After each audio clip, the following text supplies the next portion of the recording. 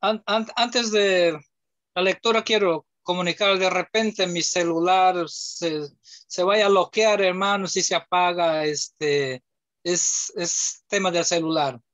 No se preocupe, Esperamos que hermano. no. No se preocupe. Llama 119, 73 al 80 dice así de Salmos. Tus manos me hicieron y me formaron. Hazme entender y aprenderé tus mandamientos. Los que te temen me verán y se alegrarán, porque en tu palabra he esperado. Conozco, oh Jehová, que tus juicios son justos y que conforme a tu fidelidad me afligiste. Sea ahora tu misericordia para consolarme, conforme a lo que has dicho a tu siervo. Vengan a mí tus misericordias para que viva, porque tu ley es mi delicia. Sean avergonzados los soberbios, porque sin causa me han calumniado. Pero yo meditaré en tus mandamientos. Vuélvanse a mí los que te temen y conocen tus testimonios. Sea mi corazón íntegro en tus estatutos, para que no sea yo avergonzado. Amén, Sí, mis muchísimas hermanos. gracias, hermano Felipe. Vamos a ir mencionando algunos detalles importantes de este salmo. En primer lugar, el salmista reconoce quién es su creador. El salmista reconoce, diciéndole al Señor, tus manos me hicieron y me formaron. Él reconoce de que no es independiente, que no es autoexistente, que necesita de su creador y lo recuerda. Tus manos me hicieron y me formaron.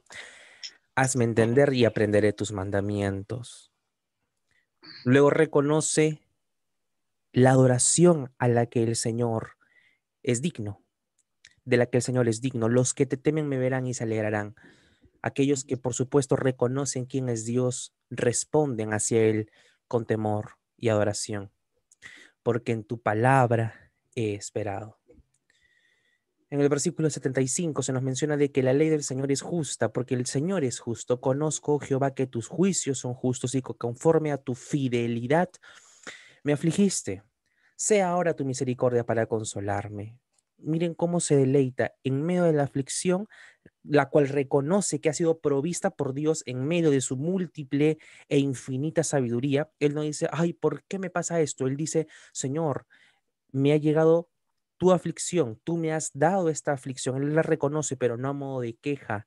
Le dice, conforme a tu fidelidad. ¿Se acuerdan que lo habíamos leído la semana pasada? En el versículo 67, antes que fuera yo humillado, descarriado andaba. ¿Se acuerdan lo que tuvo que pasar para que esta persona que se encontraba descarriada vuelva a los caminos del Señor? Tuvo que, por supuesto, ser humillado. Y ahora guardo tu palabra. En el 71 le había dicho, bueno me es haber sido humillado para que aprenda tus estatutos. Por lo tanto, para que él se dé cuenta que en medio de esta aflicción lo deleita la palabra del Señor y se consuela en la misericordia de Dios, es porque primero fue humillado. Nunca cuestionemos al Señor por lo que nos sucede en medio de las inclusive circunstancias más terribles que podamos estar atravesando, hermanos queridos. Versículo 77, vengan a mí tus misericordias para que viva. Porque tu ley es mi delicia, hermanos. Esta es la motivación, este debe ser el motivo de nuestro corazón en esta noche. Acercarnos a Dios no solamente para decir, estoy aquí para aprender más porque quiero conocer más y quiero aumentar mi conocimiento. Eso es muy bueno, digno de aplaudir, ciertamente. Sin embargo, lo que más debe apasionarnos estar en esta noche cansados. ¿Cuántos están cansados al igual que yo y que vienen después de una larga semana de trabajo? Y incluso mañana también tenemos que trabajar. Me pongo en el lugar de ustedes. Sé cómo se sienten. Sé cómo se sienten. Yo también me canso. Mis hermanos me conocen. Desde temprano laboro y que muchas veces me duermo sin darme cuenta. No estando aquí, presente, por supuesto, nunca me voy a caer aquí frente a la cámara y quedarme aquí rendido, pero a veces me quedo dormido, estoy tan solamente escuchando música a las 10 de la noche y ya no despierto hasta el día siguiente. Sé cómo se sienten muchos de ustedes, pero de la misma forma reconozco que la palabra del Señor, hermanos, tiene la autoridad sobre nuestras vidas y es digna de ser conocida, estudiada, pero sobre todo aplicada. Es por eso que nos acercamos al Señor conscientes de que la ley, su ley, es nuestra delicia.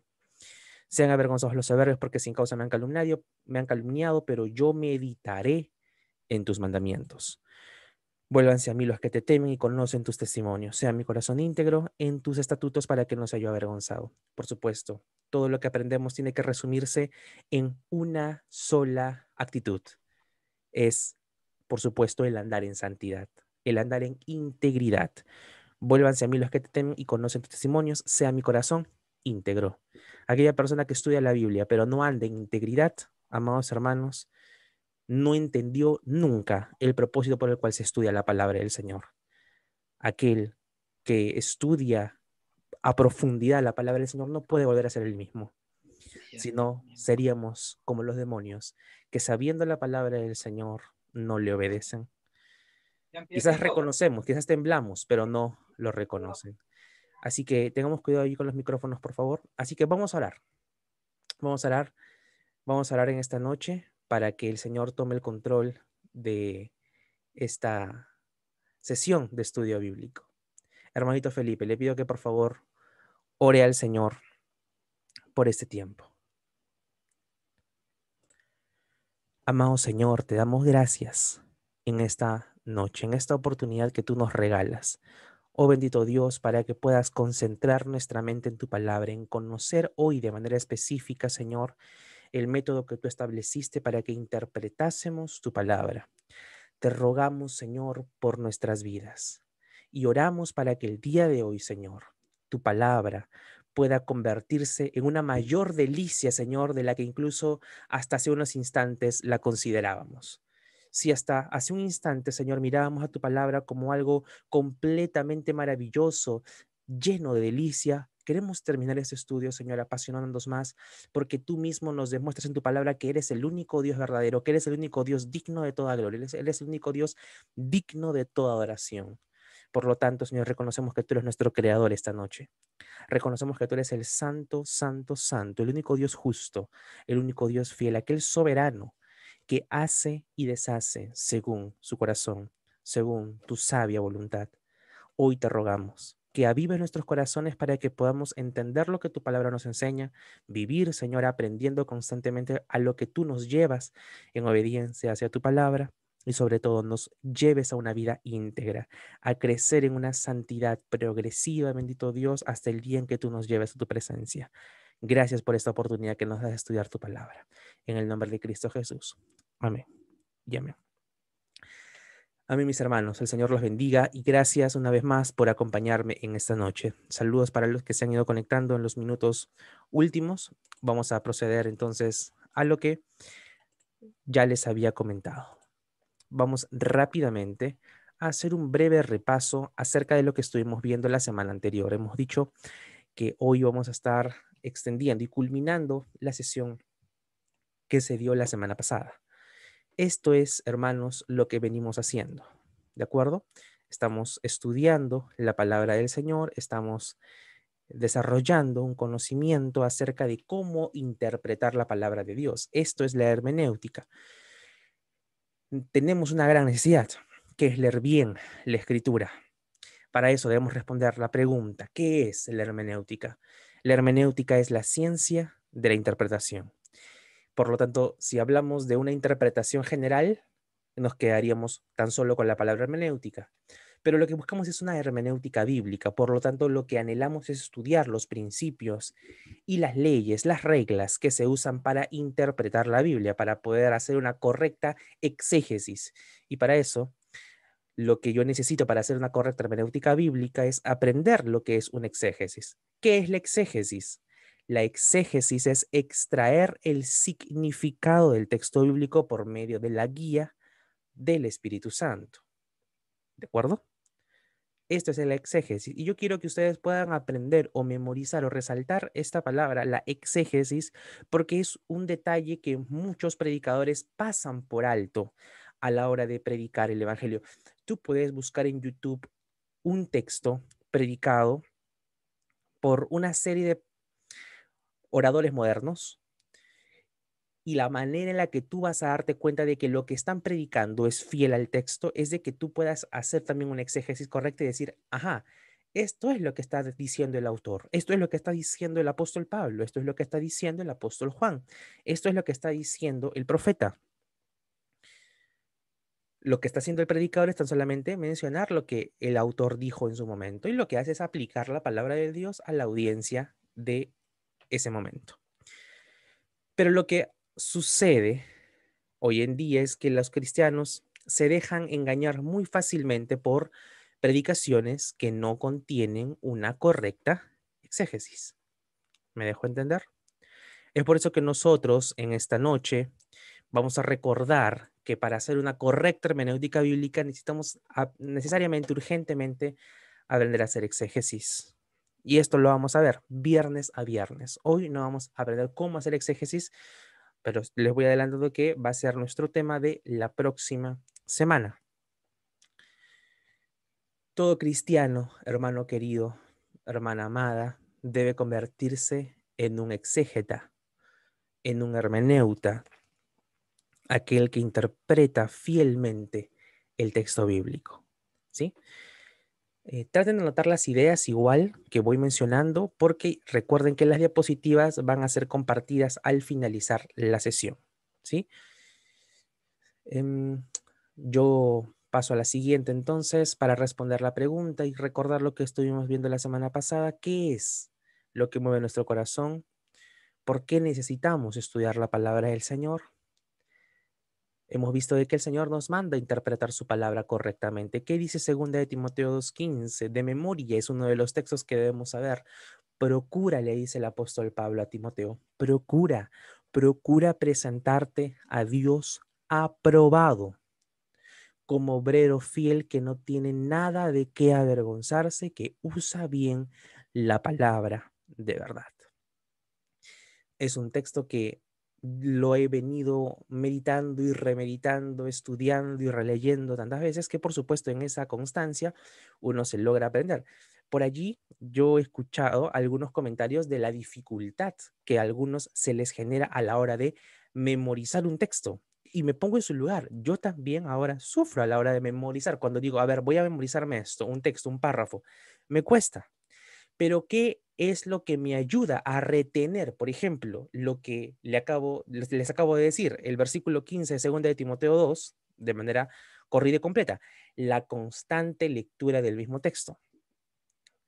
Hermanos, no hay nada que no se pueda lograr por medio de la práctica y de la constancia, ¿sí?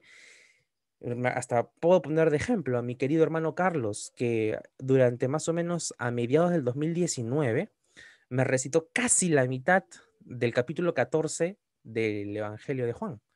Juan 14, o sea, en una conversación que tuvimos, no sé si es que se acordará Carlitos, me pudo comentar acerca de casi la mitad de Juan capítulo 14.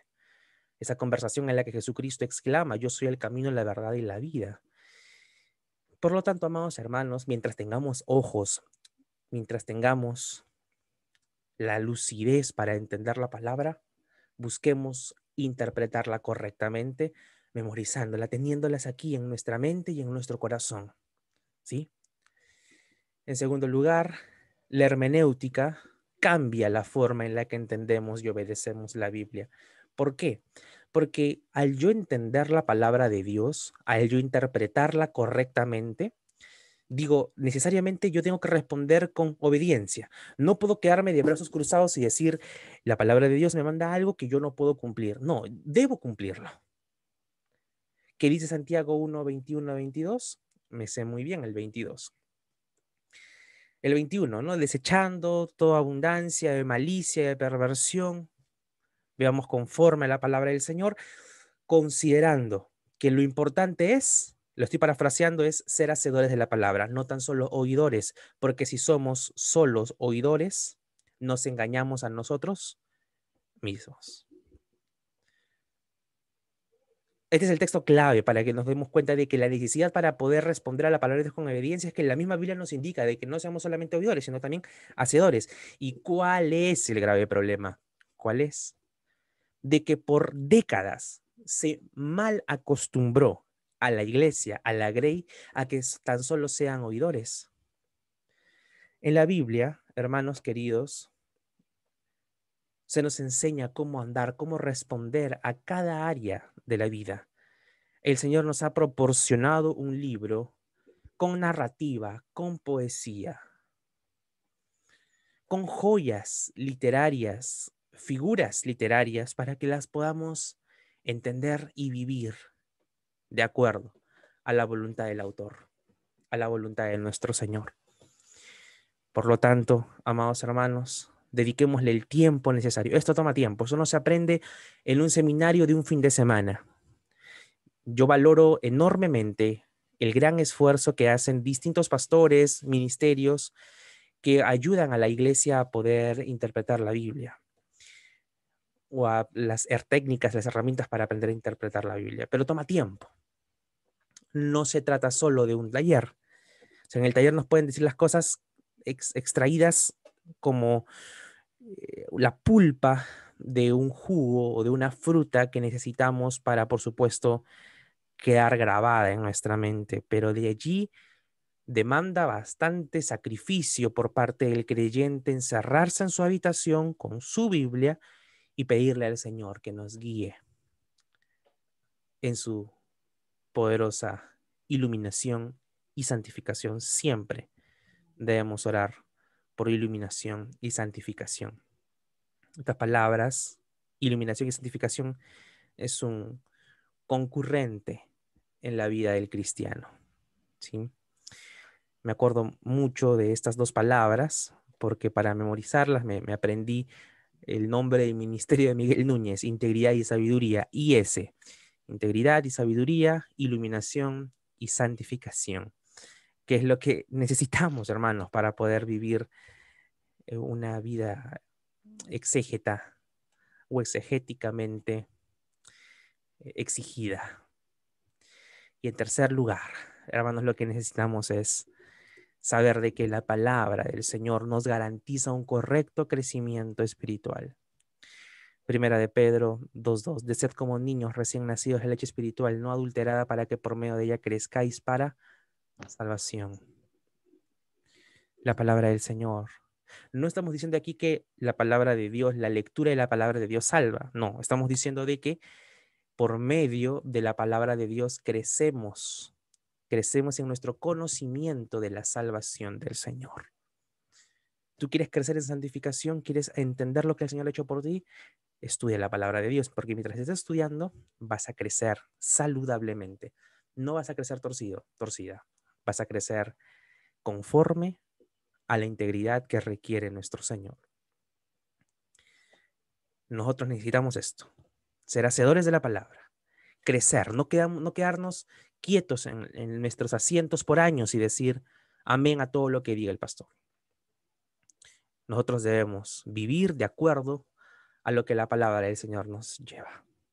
El hecho de que hoy estemos viviendo una coyuntura política muy complicada, ¿quién se hubiera imaginado de que íbamos a estar entre dos candidatos como los que nos encontramos, con Pedro Castillo y con Keiko Fujimori? Creo que era el peor escenario que uno podría imaginarse. Ni siquiera cualquier otro candidato, ni siquiera quizás Verónica Mendoza sonaba tan radical como Pedro Castillo. Igual jamás en mi vida habría votado o hubiese votado por Verónica Mendoza, ni por Julio Guzmán, ni por cualquier otro partido que promueva leyes que abiertamente vayan en contra de la palabra de Dios, y a todo lo que vaya de acuerdo a la Biblia lo tilden de manera muy fácil y ligera, como fanático. ¿Se han dado cuenta cómo los políticos inmediatamente cuando alguien promueve alguna ley en favor de la vida lo tildan de fanático? Hoy que existe una generación que se ofende cuando a una persona transexual la llamas por su nombre de nacimiento que aparece en el DNI, lo califican como transfobia. Creo que hoy, de la misma forma, ante cualquier pronunciamiento que va alineado a la palabra de Dios y lo tildan como fanático, entraría en un dicho o en una catalogación como cristianofobia. si es que tanta fobia se le quiere mencionar hoy en día a todo. Pareciese que la prensa es o bibliofóbica, cristianofóbica, fideofóbica. ¿Saben a lo que me refiero cuando digo fideofóbica, no? Toda la práctica de la fe, todo lo que tenga que ver relacionado con la fe. Acuérdense que la fe en latín es fide, sola fide. Esta es la coyuntura en la que nos encontramos y Juan Calvino tan acertadamente, otro tocayo más, o John Calvin en francés, dijo, cuando Dios quiere juzgar una nación, les da gobernantes malvados. Yo creo que en medio de todas estas últimas décadas, el Perú ha tenido una gran misericordia con el Perú. Una gran misericordia, el hecho de que hayamos estado viendo tan desordenadamente su palabra, incluyendo gran parte de la iglesia evangélica, y Dios aún no haya desatado su ira contra nuestra nación, es por su sola misericordia, su sola gracia. Sin embargo, creo que vamos dándonos cuenta ya de que cada segunda vuelta de cada elección cada vez es peor. Desde que yo tengo prácticamente uso de razón, cuando se dio la segunda vuelta entre Toledo y Alan García, la gran mayoría ya sabía más o menos qué elegir. Era más o menos la intención votar por Alejandro Toledo. Cuando se disputó la segunda vuelta entre Ollanta Humala y Alan García, dijeron no, Ollanta Humala no, porque el Perú se puede convertir en una dictadura como la de Hugo Chávez, la que se estaba dando en Venezuela. Entonces se votó por Alan García. Cuando la segunda vuelta de 2011 fue entre Keiko Fujimori y entre Ollanta Humala, la gran mayoría dijo, Ollanta Humala ya se ha tranquilizado un poco, incluso salió opinando Mario Vargas Llosa para que no voten por ninguna manera por Keiko Fujimori, que voten por Ollanta Humala. Finalmente Ollanta Humala tuvo un gobierno más de centro que de izquierda, como la que se proponía unos 5 años anteriores. Para el 2016, la segunda vuelta entre Pedro Pablo Kuczynski y Keiko Fujimori, el antivoto de Keiko Fujimori hizo que Pedro Pablo Kuczynski termine llegando a la presidencia por mínimos votos, pero llegando a la presidencia de la misma forma. Ahora, no hay quizás una tranquilidad en la que uno pueda decir por quién puedo votar, porque el cristiano no puede coludirse, hermanos, con partidos que promuevan el comunismo. Y el Partido de Perú Libre se ha dicho abiertamente como un partido, se ha pronunciado como un partido abiertamente comunista, marxista, leninista. No voy a hablar de esa doctrina, pero es una doctrina que Charles Spurgeon en la Inglaterra sufrió distintos ataques por parte de Federico Engels, quien había recibido casi como mamila todo lo que había dicho Carlos Marx, y fue muy atacado porque Charles Spurgeon predicaba el evangelio y le incomodaba. La gran mayoría de marxistas vamos a encontrar de que algunos quizás se atrevan a decirse católicos o personas de fe, pero están terriblemente alejados de la fe bíblica. Ellos realmente lo que odian es el orden bíblico de Dios, en el fondo. Y por otro lado, el peruano tampoco se puede complacer con la terrible conducta que ha demostrado Keiko Fujimori a lo largo de los últimos años. Yo a Keiko no le creo absolutamente nada y veo que el día de ayer estuvimos leyendo, o el día de hoy, ¿se acuerdan que estuvimos leyendo Eclesiastés 3? Estuvimos leyendo Eclesiastés, donde vimos de que todo tiene su tiempo, y Keiko Fujimori el día martes habló de ello en una conferencia de prensa con una música al fiel estilo, una música muy lenta, fiel al estilo de las iglesias neopentecostales y todos los posmodernos predicadores, hablando acerca de que todo tiene su tiempo y que ya pasó el tiempo de la confrontación, ahora es el tiempo de la unión, ahora es el tiempo de la reconciliación. Y veo claramente cómo cualquier persona puede atreverse a tomar la Biblia y a tergiversarla. Eso no es lo que quiere decir Eclesiastés 3. Sí, habla de que un tiempo es, cada una de las cosas tiene su tiempo, pero al final dice el versículo 11, el Señor lo hizo hermoso, hizo todas las cosas hermosas a su tiempo y ha puesto eternidad en el corazón de ellos. Ese es el corazón, ese es el fondo de lo que el Kohelet, el predicador, está intentando decir. Yo no voy a votar jamás por Keiko Fujimori, no votaría jamás. Y ya podría explicar mis argumentos más adelante. Es por eso que yo considero que el cristiano debe involucrarse en política, porque no puede quedarse de brazos cruzados viendo cómo los corruptos gobiernan. El mismo Charles Spurgeon decía, solamente los tontos piensan que de política y de religión no se discuten. Es por eso que los ladrones están gobernando y los ladrones siguen predicando. Se han escuchado ese término de que yo no discuto de política ni de religión. Háblame de cualquier cosa, pero menos de política y religión porque ahí podemos salir peleando. El cristiano debe estar preparado con argumentos para poder defender una postura bíblica en medio de una sociedad. Y si nos vamos a la época de la Reforma, vamos a darnos cuenta de que los cristianos tuvieron una gran influencia en la política. Hay que ser muy sabios y hay que pedirle mucha dirección al Señor. Pero para eso tiene que ser un cristiano de vocación, un cristiano que desde muy joven se vaya preparando para poder servir al Señor desde las instancias públicas y gubernamentales.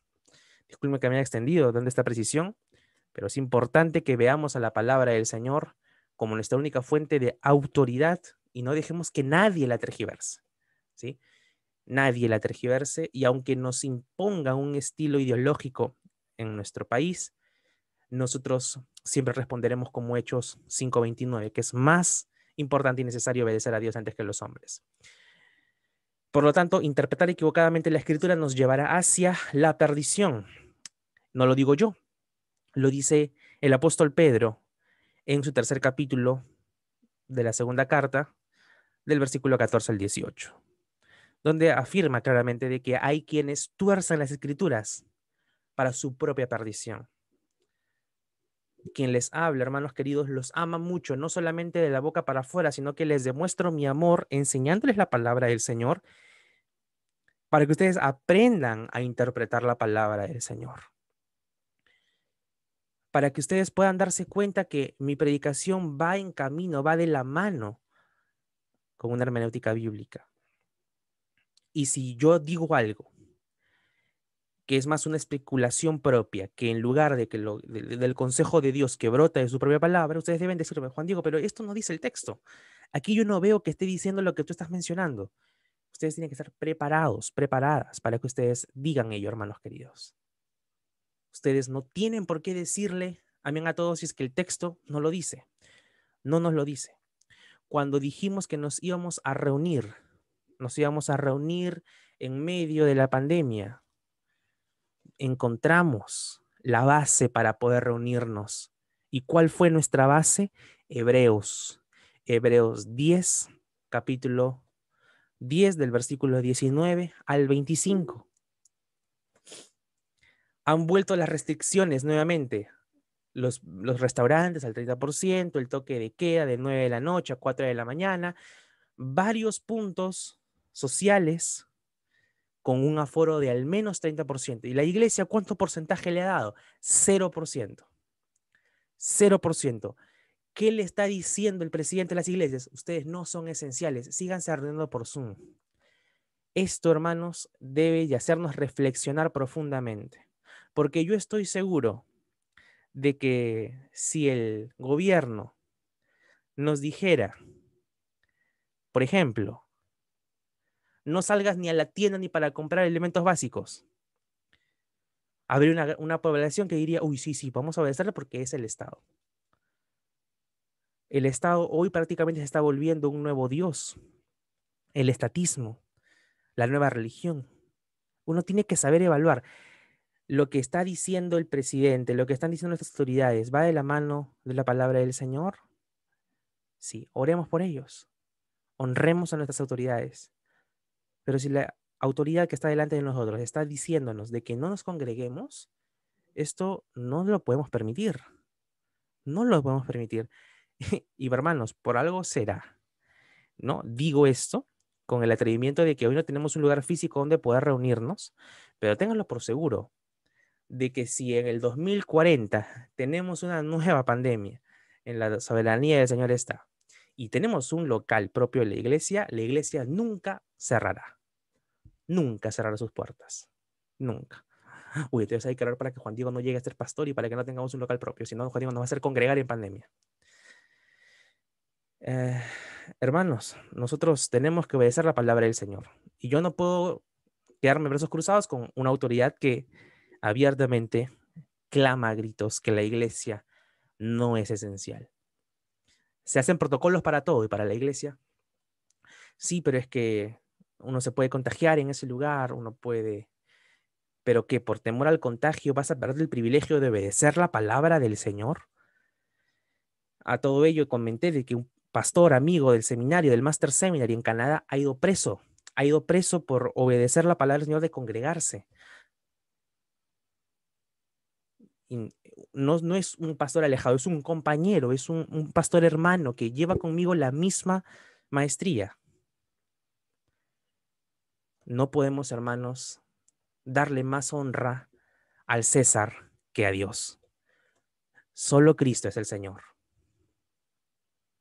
No el emperador, no el rey, no el presidente, no la ONU, porque hoy todo el mundo saca la ONU, pero la ONU ha dicho, la ONU con los Objetivos de Desarrollo Sostenible para el 2030, la OMS ha firmado esto.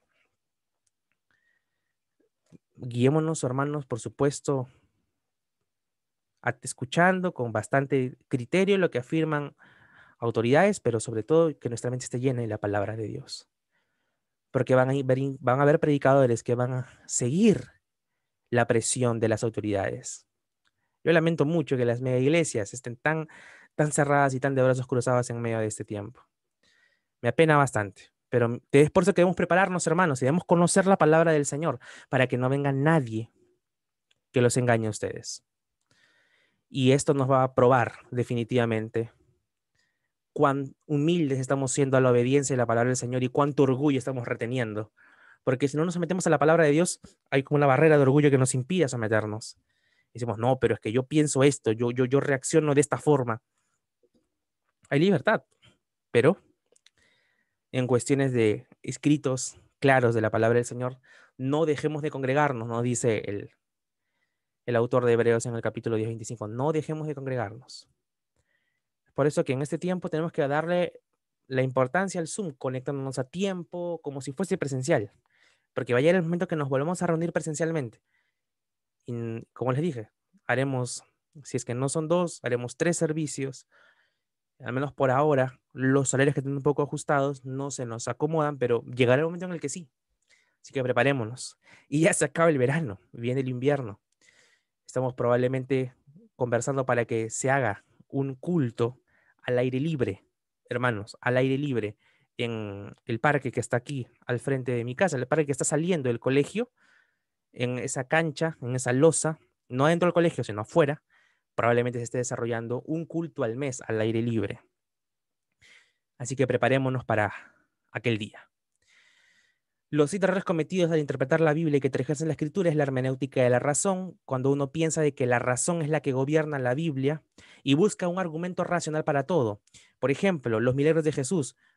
Jesús, ¿cómo curó la ceguera de Bartimeo? Debió haber algo allí oculto en esa solución de barro que hizo Jesús con su saliva y la tierra. Algo había allí. Le busca una explicación a todo lo que Jesús hizo. El nacimiento virginal de Jesús. María pudo concebir estando virgen. No, para mí que Dios usó allí una inseminación in vitro. De repente en esa época hubo algo que ocurrió para que María salga embarazada. No, María concibió a Cristo por obra del Espíritu Santo. Y así fue. No hay explicación científica ni racional para ello. ¿Hay cuestiones en la Biblia de que se prueban científicamente? Por supuesto que sí. Y no hay nada de lo que afirme la Biblia que vaya en contra de la ciencia. Pero un milagro supera la ciencia. Supera la ciencia. Por lo tanto, no podemos esperar de que los milagros estén resaltados o explicados racionalmente. Y lo más asombroso de todo, el milagro más maravilloso de todos, Cristo Jesús resucitando de la muerte luego de haber llevado nuestros pecados y habernos otorgado la paz eterna con Dios. No hay explicación racional para ello. La hermenéutica de la experiencia, aquellos que afirman de que la experiencia que han vivido es la que guía su teología. ¿Qué experiencia quieres tú? La experiencia de las lenguas, estoy hablando de lenguas. Hay una gran cantidad de cristianos de que se la pasan sintiéndose mal, creyendo de que no tienen al Espíritu Santo porque simplemente no hablan en lenguas. El pastor le dice, oye, tienes que hablar en lenguas, hija. A estos pastores les gusta hablar así entre hija, hijo. Oye, hija, tienes que hablar en lenguas, tienes que ver visiones, hija, hijo. Si no estás hablando en lenguas, estás viendo visiones, no tienes el Espíritu Santo, hija, hijo. Y muchos cristianos se sienten frustrados creyendo que no son cristianos porque no hablan en lenguas y no son visiones. Y se ponen a inventar lenguas. Uy, para que el pastor me diga de que no hable lenguas y mientras estoy hablando, y empiezan a balbucear en lugar de poder hablar algún idioma, que es lo que la Biblia afirma con lenguas, es lo que se refiere a glosa, el término original, idioma. Hoy día no va a haber prédica, hoy día van a haber visiones. Hermano, ¿qué visión tuvo durante la semana? Ah, yo vi, pastor, de que había un estadio grande y las multitudes se acercaban y se rendían a Cristo. Wow, yo anhelo eso. El pastor hermano, el pastor va a usarte a ti como mano derecha para que lo acompañes a las cruzadas. Y muchas personas han caído presas de una falsa visión. Alguien a los 15 años escuchó, tú vas a recorrer el mundo predicando la palabra de Dios. Entonces uno dijo, ah, amén, lo creo. Cumplió 95 años y dijo, bueno, el Señor aquí nunca me llevó a recorrer el mundo a predicar su palabra. Porque se guiaron más por una experiencia que por la palabra del Señor. La hermenéutica de tradición es cuando mencionamos aquí el hecho de bautizar a un bebé, por ejemplo, porque simplemente es tradición, ¿no? Algo que se adoptó y se repitió sin ninguna razón. Una tradición, por ejemplo, es que nos reunimos los domingos, pero la pregunta es, ¿cuál es la razón de nuestra reunión de los domingos? Porque el Señor resucitó un domingo. Entonces es una razón consistente, es una tradición consistente. Tiene una buena base, ¿sí? No es guiada por una motivación humana, sino por la autoridad de la palabra, nuestra tradición de reunirnos los domingos. Pero de cualquier otra tradición, no, que la tradición, la Santa Cena tiene que hacerlo el pastor y darle en la boquita como hostia a los hermanos de la iglesia. Eso tiene que tener cuidado, porque uno no puede seguir por tradición aspectos que la Biblia no demuestra. Jesucristo dijo, tomó el pan y lo partió y se lo dio a sus discípulos. Tomó la copa de vino y tomó. Hay un pan y un vino que se hace en la mesa del Señor. Entonces solamente pongo un ejemplo para no extendernos más. La hermenéutica de teología es cuando le damos más importancia a los sistemas teológicos, ¿sí? Que en lugar a la palabra de Dios. ¿Cuáles son los sistemas teológicos? Por ejemplo, el arminianismo, el superlapsarianismo, el calvinismo. ¿Que tú eres calvinista o arminiano? Si eres arminiano, no puedes ser mi hermano. Uno tiene que en todo momento demostrar amor siempre. Nosotros tenemos una teología llevada por las doctrinas de la gracia que concuerdan mucho con el calvinismo.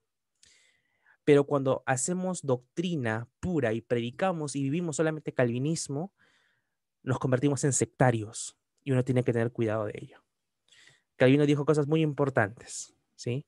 Y su sistema doctrinal que planteó es bíblico y fue una contrarrespuesta a todo lo que la Iglesia Católica quería levantar en ese momento.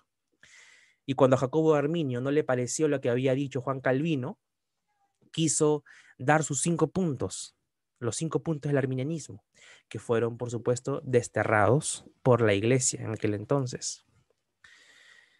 Lo que quiero afirmar, hermanos, es que por más de que nosotros tenemos una visión calvinista, no vivimos predicando solamente calvinismo. Hablamos de la depravación total, hablamos de que el Señor nos ha elegido incondicionalmente, no me elegisteis vosotros a mí, sino que yo los elegí a vosotros.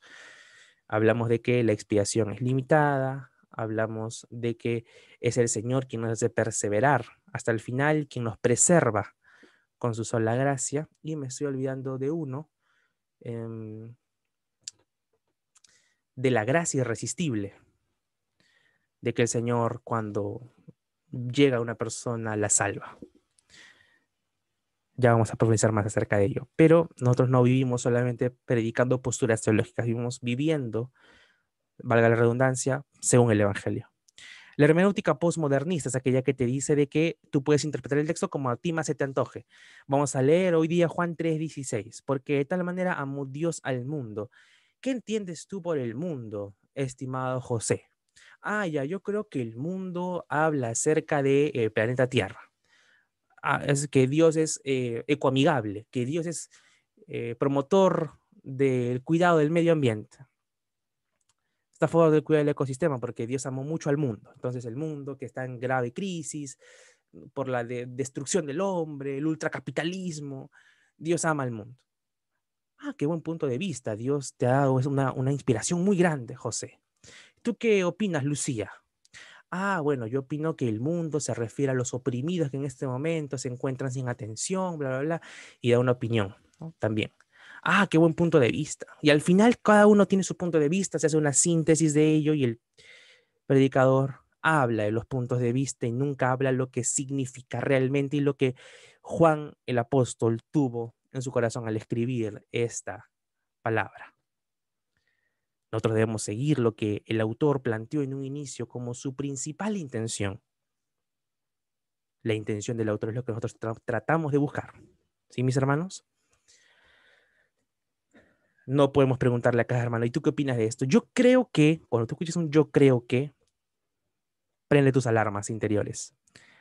Que te despierte algo adentro de ti, digas, ten cuidado porque probablemente está hablando algo particular. Cuando yo quiero decir algo personal, algo mío, siempre les digo, esta es una especulación, les menciono. Esta es una especulación. Quizás, y les digo esto, pero no es lo que la Biblia tal cual está diciendo. Es una especulación que puede ser válida de tiempo en tiempo, pero no podemos predicar tampoco especulaciones. Nosotros tenemos que predicar según lo que habla el texto aquí, en negritas. A los predicadores de esta clase les gusta hacer sonar atractivos sus sermones, pero terminan siendo desenfocados bíblicamente. Hoy día vamos a predicar el sermón titulado Hasta el último hombre. Y uno dice, wow, hasta el último hombre, como en la película, qué chévere, vamos a escucharlo, a ver qué dice. No, hermanos, nosotros no tenemos que guiarnos o motivarnos con títulos humanamente falseados. Debemos guiarnos por la palabra del Señor. La hermenéutica alegórica es la que es muy constante entre los católicos, aquellos que simbolizan todo lo que Dios ha dicho. Por ejemplo, hemos hablado acerca de los días de la semana. Dios, ¿en cuántos días creó? Hizo toda la creación. En 6 días, ¿literales o simbólicos? Literales. Nosotros no decimos que cada día son 1.000.000 de años porque la Tierra tiene 1.000 millones de años. No, decimos de que según la Biblia, la Tierra fue creada en 6 días calendario y al 7.º día Dios descansó. ¿Sí, mis hermanos? La gran mayoría de católicos y cierto grupo de presbiterianos tiende a alegorizar la escritura. Martín Lutero dijo, solo el sentido histórico de la escritura suple la doctrina sana y verdadera. Es decir, tenemos que remontarnos al contexto histórico para entender lo que dijo el autor. No malinterpretarlo, no llevarlo a una comprensión equivocada. Gran parte de estas interpretaciones alegóricas son las que llevan a compositores cristianos, o bueno, no sé si decirles cristianos, ¿no? Cuasi cristianos, o pseudo cristianos, en las que, bueno, componen letras sin entender el texto. Este autor o este cantautor, Josh Morales, del grupo Miel San Marcos, por ejemplo, una de las razones por la cual hemos dejado de cantar todas sus canciones y muy difícilmente volvemos a cantar alguna de sus canciones. Es la canción Mi Sanador.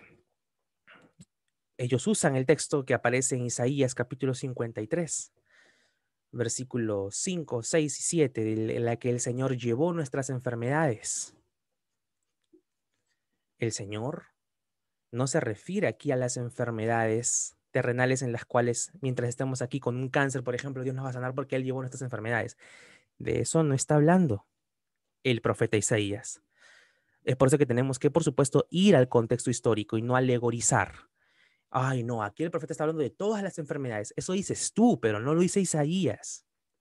No, pero aquí el texto dice, pero tienes que ponerle atención al contexto canónico de qué está hablando el profeta.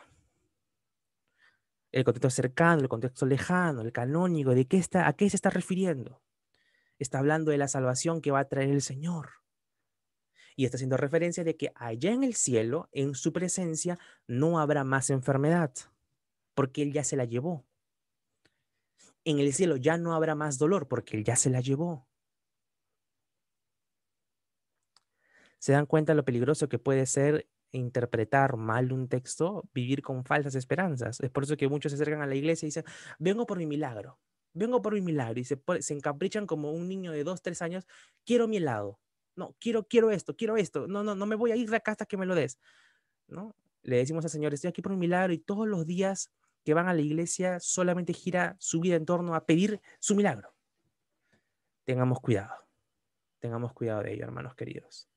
Y así como estos, hay muchos textos que se malinterpretan. Les he mencionado un ejemplo, pero podríamos mencionar así también varios. Ya quizás en algún momento hagamos un taller, ¿no?, de investigación bíblica, teológica en las canciones. Bien, vamos a la siguiente entonces, la hermenéutica previa, aquella comprensión que tenemos quizás antes de ir a la Biblia. Creemos de que el texto dice algo que nosotros queremos que diga. Entonces nosotros no hacemos el esfuerzo para hacer que el texto diga lo que nosotros queremos que diga.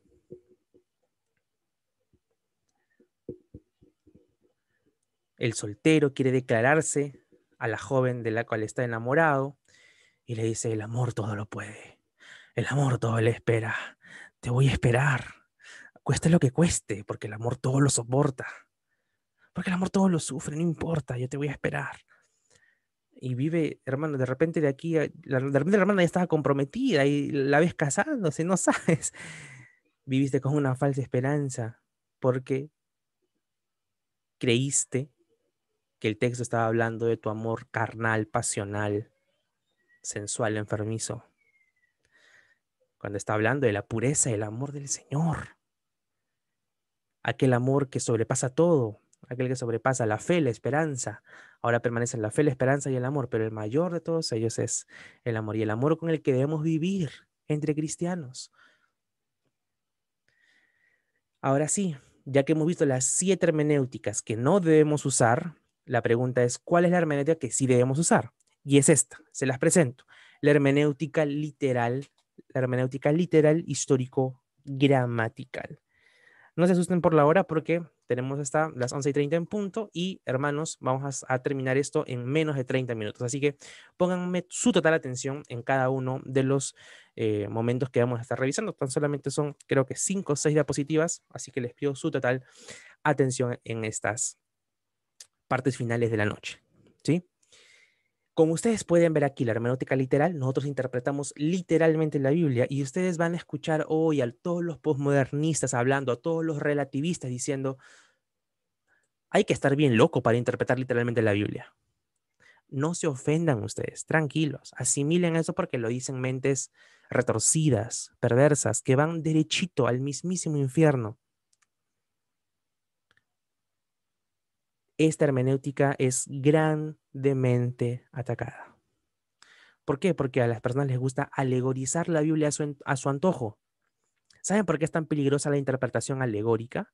¿Saben por qué? Porque ¿cómo sabes tú de que la alegorización es correcta? ¿Cómo sabes de que tu alegorización es la que dice la Biblia y no la alegorización de otra persona? Si hablamos de alegorizar, quiere decir de que se abren como los multiuniversos de Marvel, así, varios a la vez. Salen distintas interpretaciones alegóricas en las que tú puedes alegorizarla de tal forma, tú de otra forma, y eso termina dañando al cuerpo de Cristo. Nosotros debemos tener mucho cuidado acerca de cómo interpretar la Biblia. Es por eso que debemos tomar en cuenta el sentido literal, histórico y gramatical, ¿sí? A esto, por supuesto, tenemos que saber de que Dios mismo usa, ¿sí?, una hermenéutica literal, histórico y gramatical. Es por eso que aquí lo pregunto. ¿Dios usa una hermenéutica literal, histórica y gramatical cuando interpreta su palabra? Porque si lo que nosotros estamos diciendo es algo que debemos acatar, no es porque yo lo diga. No es, Juan Diego, es que acá seguro le han lavado el cerebro allí en el Master Seminar y la culpa la tiene MacArthur, es por eso que quiere enseñarnos esto. El Señor mismo, hermanos queridos, nos está mandando a guiarnos por medio de esta hermenéutica. ¿Cómo? Por medio de su misma palabra. Es por eso que aquí respondo. Sí, Dios nos enseña. Dios nos enseña a interpretar su palabra a través de un razonamiento circular. ¿Y a qué me refiero con el razonamiento circular? Porque hay de aquellos que razonan, por supuesto, y decir, no, pues, pero es que tu opinión no es válida porque estás razonando de acuerdo a lo que la Biblia dice acerca de sí misma. Es como que tú escribas un libro y le digas al libro lo que ese libro significa y no le des la opinión, la libertad de opinión a las demás personas a que opinen respecto a lo que significa tu libro. Pero esto es importante, o sea, ese razonamiento circular al que nos estamos refiriendo es de que la Biblia es la única fuente de verdad absoluta. El hombre no tiene la capacidad de decir cómo, de qué manera tiene que interpretar la Biblia. Es la palabra misma de Dios quien nos manda a interpretar la palabra. O sea, la misma Biblia es autointerpretativa. Esto es lo que decimos cuando el Señor nos ha dado su palabra, como guiarnos para interpretarla. ¿Sí? Entonces, ¿Dios usa una hermenéutica literal, histórica y gramatical cuando interpreta su palabra? Sí, efectivamente, a través del razonamiento circular. Y por la comprensión previa, por supuesto, que le dio a los apóstoles, a los profetas, a todos los autores humanos. Hay un libro que les recomiendo bastante. Es un libro académico, pero de también lectura sencilla. El libro se llama La hermenéutica de los escritores bíblicos. Los apóstoles y los profetas nos enseñan a interpretar la palabra de Dios. La hermenéutica de los escritores bíblicos. Y justamente se plantea la defensa de la hermenéutica literal, histórica y gramatical. El libro que estoy buscando adquirir, y si por allí alguien me quiere regalar un libro, es el libro La hermenéutica de Cristo. Una hermenéutica cristológica, cristotélica, hecha por los mismos profesores, doctores del Masters. La primera razón por la cual nosotros decimos de que Dios usa una hermenéutica literal, histórica y gramatical, hermanos, es porque Dios prueba que es el único Dios verdadero. No solamente decimos de que Dios es el único Dios verdadero, pero es que Jesús lo dice en Juan 17:3, allí, y esta es la vida eterna, que le conozcan a ti, el único Dios verdadero. Efectivamente, y esa es la razón que necesitamos para poder decir, Señor, tu palabra es suficiente, tú eres el único Dios verdadero y creo. Amén. Esa respuesta es la que necesitamos. Pero además de eso, el Señor nos ha dado la prueba de que Él mismo es el único Dios verdadero. ¿Cómo? Mostrándonos su omnisciencia, mostrándonos de que Él es el único capaz de predecir el futuro. Para eso yo les pido de que me ayuden con sus Biblias. Vamos a estar revisando constantemente el Antiguo y el Nuevo Testamento. Isaías 42. Dicho sea de paso, ya estamos muy cerca de entrar a la lectura de Isaías. Una vez que terminemos Eclesiastés, pasemos por Cantares, llegaremos a Isaías. Isaías 42 del 8 al 9. Y ahí hay más versículos, también el 43 del 10 al 11 y el 44 del 6 al 8.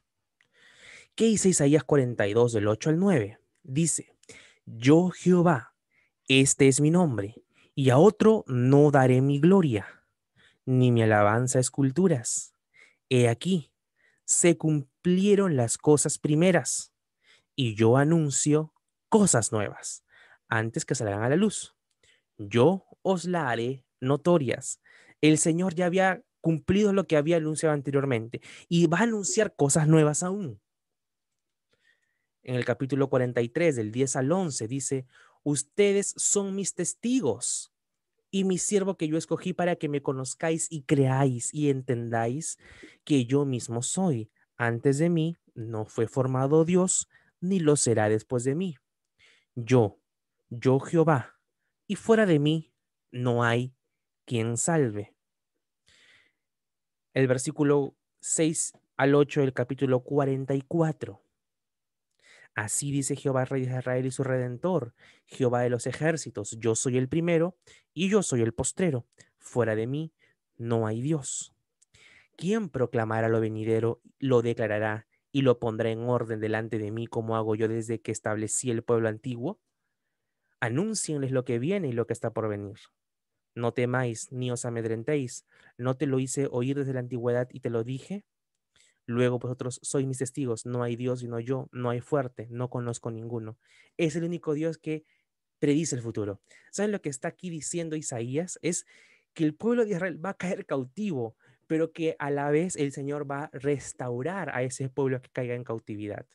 El pueblo está viviendo tranquilo aparentemente en aquel entonces y dice, Isaías, tú estás loco, por favor, estamos gozando de bonanza, estamos gozando de prosperidad, por favor, que vienes aquí con tus profecías pesimistas. No, el Señor dice esto, que todo lo que Él dijo se cumplió. Y ahora el Señor dice que van a caer en cautividad, van a caer en destrucción, pero el Señor los va a restaurar y va a traer al Rey, al Redentor, al Mesías. Está prediciendo y es el único capaz. Ese es nuestro Dios. En segundo lugar, como lo hemos visto también en el capítulo 43 de Isaías, de que no hay Dios fuera del Señor, no hay otro Dios. Los dioses hechos a base de la obra humana no son divinos propiamente dichos, porque son mudos, son ciegos, son sordos, ¿no? Tienen ojos más no ven, tienen oídos más no oyen, tienen boca más no hablan. Isaías 41, del versículo 21 al 23, dice lo siguiente: alegad por vuestra causa, dice Jehová, presentad vuestras pruebas, dice el Rey de Jacob, traigan, anúnciennos lo que ha de venir, díganos lo que ha pasado desde el principio y pondremos nuestro corazón en ello. Sepamos también su postrimería y hacednos entender lo que ha de venir. Dadnos nuevas de lo que ha de ser después para que sepamos que vosotros sois dioses. O a lo menos haced bien o mal para que tengamos que contar y juntamente nos maravillemos. ¿Qué está haciendo aquí? Dios está desafiando por medio del profeta a los falsos dioses. Le está diciendo, a ver, dinos lo que va a pasar. Entonces, ¿por qué creemos en una hermenéutica histórico, gramático, literal? ¿Por qué?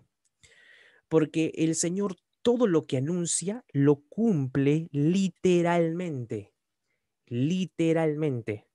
Si Dios da una promesa, la cumple literalmente. No la cumple alegóricamente. Aquí la cautividad del cautiverio no fue simbólico, fue completamente verdadero. Y si no es así, si no lo creen, construyanse una máquina del tiempo y váyanse allí al 750 antes de Cristo y vean cómo se vivió el cautiverio. Capítulo 44, versículo 9. Dice, los formadores de imágenes de talla, todos ellos son vanidad, y lo más precioso de ellos para nada es útil. Ellos mismos son testigos para su confusión de que los ídolos no ven ni entienden. Hay muchas personas que se acercan a la iglesia y dicen, no, no, no, yo confío en mi señor cautivo de Ayabaca, ahí está, él me va a salvar. Él no existe, a él lo cargan en procesiones. No, no, mi virgencita me va a salvar, mi virgencita. La virgencita está quieta, ya se murió María. Ella no te va a salvar. No, María me está cuidando desde el cielo. María no te vea nada, nada, ni tus familiares fallecidos te cuidan desde el cielo, menos María. Es fuerte lo que estoy diciendo, pero lo que el Señor está hablando aquí es completamente cierto, de que todo lo que el hombre realiza para poder acercarse a Dios. No, no, es que yo en octubre yo me pongo mi sotana moradita, ¿no? Mi mandilito para acercarme allí y rendirle pleitesía al Señor de los Milagros. No, lo más precioso de ellos para nadie es útil, está diciendo aquí el profeta. Ellos mismos son testigos para su confusión, de que los ídolos no ven ni entienden. Ay, no, yo le tengo fe allí al Señor, al Cristo moreno, al morado. No, no te escucha. Y me miró con compasión. No, el escultor lo hizo con una cara de compasión, pero no, no. Jesús ni siquiera quizás se parece al que está allí en la cruz. Jesús, recordemos que era carpintero. Y los carpinteros trabajaban con madera, trabajaban con martillos, trabajaban con clavos, eran fuertes. No era un flacuchento allí que como la Iglesia Católica lo representa. Jesús debió haber tenido fibra muscular, no como un gladiador, pero sí corporalmente fuerte. Para eso tenemos que saber de que Dios cumple su promesa de forma literal, lo que les mencionaba hace un instante. Es decir, en el sentido normal. Si yo les digo, hermanos queridos, el día domingo nos vamos a reunir presencialmente. Estoy dando un anuncio que suponemos que se debe cumplir literalmente. Pero ¿qué pasa si el día domingo llega y yo estoy solito allí en el parque con todas las cosas instaladas? Aló, hermanos, ¿dónde están? Estamos aquí en Zoom, Juan Diego, ¿por qué no te conectas? ¿No dijiste que era presencial? Creímos que era presencial, pero de forma virtual. No, ustedes interpretaron de que era virtual, o sea, nos juntábamos y nos veíamos como si fuésemos, claro, ¿no?, a la iglesia juntos, pero no entendieron que era presencial propiamente dicho. Ah, Juan Diego, disculpa, es que no entendí. Hermanos, voy a comprarme un auto. Y por supuesto, yo digo esto, ¿no?, para que ustedes lo conozcan, para que ustedes sepan. Y de pronto, ustedes me dicen, hermano Juan Diego, ya no te compres por favor un auto, porque aquí te lo hemos comprado nosotros. Y me compran un carro automático de juguete. Juan Diego, tú me dijiste que querías un carro. Acá está, toma tu carro para que juegues. Estarían ustedes tergiversando mis palabras y dándole una interpretación distinta a la normal, a la que yo, por supuesto, me referí. Yo en ningún momento dije de juguete ni nada por el estilo. Ustedes lo entendieron mal. No le estoy pidiendo un auto por si acaso, hermanos. O sea, no se sientan presionados. Ya más adelante ya. No, mentira. Vamos a ir respondiendo. ¿Por qué es esto importante y necesario? Porque el Señor mismo, Jehová de los ejércitos, Yahweh, eleva el significado de la palabra Dios. ¿Sí? Cuando hablamos de Dios propiamente dicho, estamos hablando de Yahweh, el Señor. ¿Por qué? Porque Dios mismo prueba que lo es. ¿Cómo nos encontramos con esta verdad? En el versículo 24 del capítulo 44 dice así: Así dice Jehová tu Redentor, que te formó desde el vientre. Yo, Jehová, lo hago todo. Extiendo los cielos solo, que extiendo la tierra por mí mismo. Versículo 26. Yo, el que despierta la palabra de su siervo y cumple el consejo de sus mensajeros, que dice a Jerusalén, serás habitada, y a las ciudades de Judá reconstruidas serán, y sus ruinas reedificaré. Miren, aquí está diciendo el Señor que va a ser situada por extranjeros, que van a acabar, por supuesto, con la tranquilidad de Jerusalén, pero va a ser reconstruida Judá, y sus ruinas van a ser reedificadas. Que dice las profundidades, secados, y tus ríos haré secar. Que dice de Ciro, es mi pastor y cumplirá todo lo que yo quiero. Al decir a Jerusalén serás edificada y al templo serás fundado. Ciro, ¿se acuerdan cómo empieza Esdras? En el gobierno de Ciro. Dios usó a Ciro para restablecer las tierras de los israelitas. Vemos entonces cómo la palabra de Dios se cumple de manera normal, de forma literal.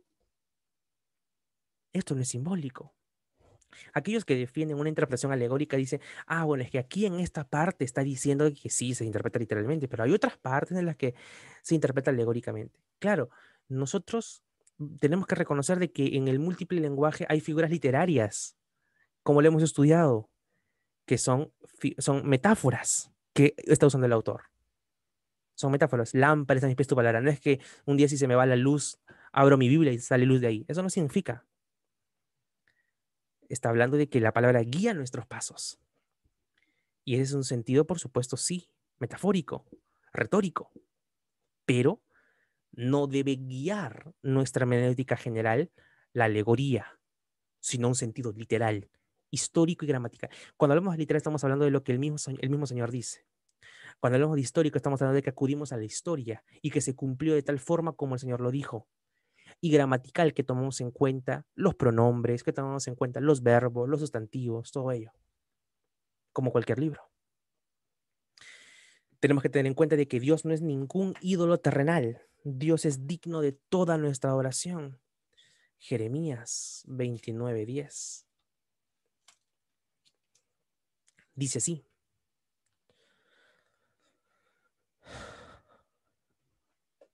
porque así dijo Jehová, cuando en Babilonia se cumplan los 70 años, yo os visitaré y despertaré sobre vosotros mi buena palabra para haceros volver a este lugar. ¿Quién está hablando? El Señor. Y si ustedes se van a Esdras capítulo 1 y leen del versículo 1 al 3, van a ver que en el primer año de Ciro el rey de Persia, para que se cumpliese la palabra de Jehová por boca de Jeremías, ¿se dan cuenta? Esdras a quien cita, Esdras cita a Jeremías. Despertó Jehová el espíritu de Ciro, rey de Persia, es decir, a un rey inconverso, a un rey que no era judío, a un rey que no era parte del pacto de Dios, pero Dios sí lo había mencionado para levantarlo. Y miren, Ciro es mencionado siglos antes de que esto suceda,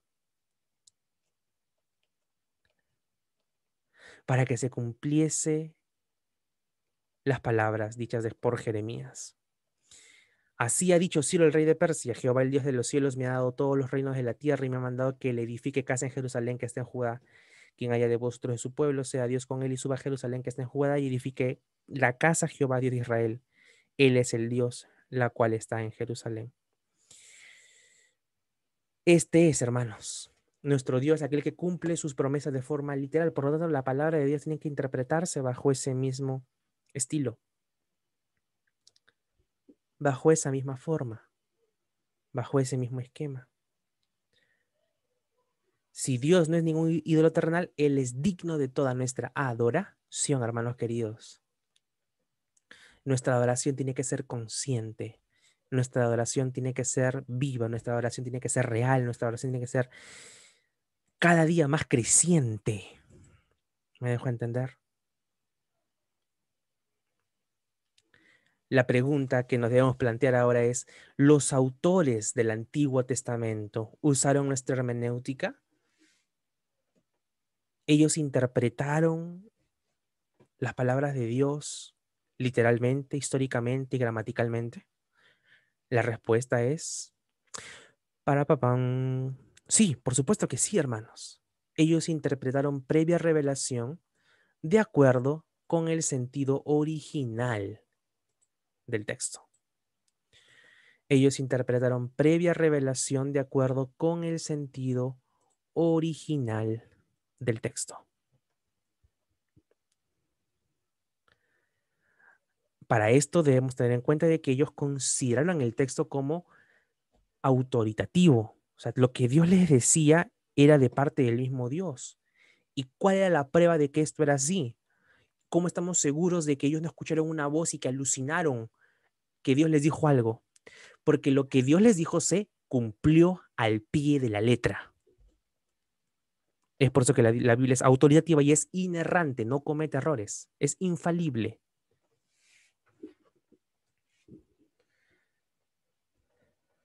¿Sí? Es suficiente de la misma forma. Los autores del Antiguo Testamento usaron nuestra hermenéutica. Esto es importante, ¿sí? El texto es inerrante y autoritativo. Vamos a ver aquí 5 razones, rápidamente, 5 razones por las cuales Dios nos muestra de que los autores del Antiguo Testamento usaron nuestra hermenéutica. Por medio de la duración de una profecía, hemos visto Jeremías 29:10. ¿Cuánto tiempo dijo Jeremías que iban a estar en Babilonia? 70 años. No 71 ni 69, sino 70 años. Ahora, váyanse a Daniel capítulo 9, versículo 2. O tan solamente anótenlo y ya después lo buscan para que ustedes mismos lo comprueben. Daniel capítulo 9, versículo 2. En el año primero de su reinado, yo, Daniel, miré atentamente en los libros el número de los años de que habló Jehová el profeta Jeremías, que habían de cumplirse las desolaciones de Jerusalén en 70 años. Se cumplió a la exactitud lo que Dios le había dicho a Jeremías. En Jeremías 25:11, esto aquí no está anotado, pero igual, ustedes pueden darse cuenta de que en esos 70 años la tierra será puesta en ruinas y espanto y servirán esas naciones al rey de Babilonia 70 años. Es por eso que en Esdras vemos de que Ciro, el rey de Persia, conquista Babilonia y permite que le reedifiquen la casa al Señor. Entonces, la pregunta es, ¿se cumple la profecía con tiempo exacto o inexacto? Respuesta, exacto. La palabra de Dios es inerrante, autoritativa. ¿Qué nos referimos cuando decimos que es inerrante? De que no comete error en nada de lo que dice o afirma. No comete ningún error. Y cuando decimos que es autoritativa es que Dios mismo la menciona, por lo tanto tiene su misma autoridad. El tiempo va corriendo, hermanos queridos, así que voy a ir apresurándome un poco en mencionar las razones. Les planteo las 5 de manera directa. El nombre de un rey. Yo se los voy leyendo, les voy pidiendo que ustedes vayan anotando, por favor. El nombre de un rey. Las profecías tenían que cumplirse de manera exacta, por lo tanto, el nombre de un rey tenía que calzar de forma perfecta. Si ustedes leen lo que dice Primera de Reyes, capítulo 13, del versículo 1 al 5, dice: He aquí que un varón de Dios por palabra de Jehová vino a Judá, a Betel, y estando Jeroboam junto al altar para quemar incienso, aquel clamó contra el altar por la palabra de Jehová y dijo: Altar, altar, así ha dicho Jehová, he aquí que a la casa de David nacerá un hijo llamado Josías, el cual sacrificará sobre ti a los sacerdotes de los lugares altos que queman sobre ti incienso, y sobre ti quemarán huesos de hombres. Y aquel mismo día dio una señal diciendo: Esta es la señal que Jehová ha hablado, he aquí que el altar se quebrará y la ceniza que sobre él está se derramará. Cuando el rey Jeroboam oyó la palabra del varón de Dios que había clamado contra el altar de Betel, extendiendo su mano desde el altar, dijo: Prendedle. Mas la mano que había extendido contra él se le secó y no la pudo enderezar. Y el altar se rompió y se derramó la ceniza del altar conforme a la señal que el varón de Dios había dado por la palabra de Jehová. ¿Qué estaba haciendo Jeroboam? Estaba edificando un altar de manera impura hacia el Señor, y vino un varón de Dios. No se menciona el nombre de este varón, pero habló en contra de Jeroboam y dijo que nacerá un rey del linaje de David llamado Josías, y el que hará, quitará los lugares altos, sacará, quemará los huesos de los hombres y, ¿dónde está?